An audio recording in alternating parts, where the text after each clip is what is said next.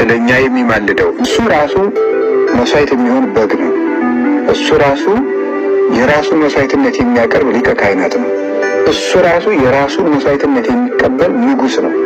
ንጉሥነቱን አባቴ በማለት ገለጠ። አባቴ ሲል የእግዚአብሔር ልጅ እግዚአብሔር ነው። እሱም እግዚአብሔርነቱን እየገለጠ ነው።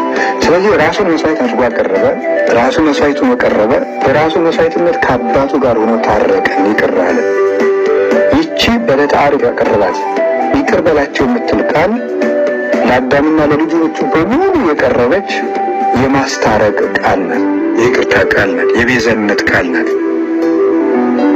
ይቺ ቃል ዓለም እስከሚጠፋ ድረስ የሰው ልጆችን ሁሉ ስታስታርቅ ትኖራለች። እሱ በሱ በኩል ወደ እግዚአብሔር የሚመጡትን ሁሉ ሊያድናቸው ይቻለዋል። በሱ በኩል የሚመጡትን ወደ እግዚአብሔር ሊያድናቸው ይቻላል። ሕያው ነውና ለዘላለሙ ያስታርቃቸዋል ይላል። ሕያው ነውና ያለው ምንድን ነው? አንድ ጊዜ የተናገራት ቃሉ ለዘላለም ሕያው ናት። በዚያች ቃል ነው ዓለም ሲታረቅ የሚኖረው። ስለዚህ በመጽሐፍ ቅዱስ ሊያማልድ በሕይወት ይኖራል፣ ስለኛ የሚማልደው የሚሉ ግሶች ሁሉ የተነገሩት አንድ ጊዜ በተናገረባት ቃል ዓለም ሁሉ ከአባቱ ከወልድ ከመንፈስ